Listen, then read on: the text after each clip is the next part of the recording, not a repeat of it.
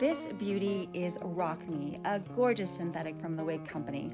Taking a look at the cap, you can see it has a dedicated side part with room to adjust for a more natural look, open wefted on the sides and the back, adjustable Velcro straps for sizing with soft velvet ear tabs, and as you can see, the lace front is sheer for a natural looking hairline.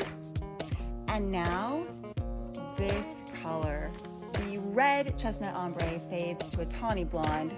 Such a great choice. I'm loving the darker combination. It just pops. These colors really complement each other. The style offers a bit of a wave, especially at the ends, and it really flows so nicely. It's long and layered, giving it a soft, natural look, which I absolutely love. And the hairline.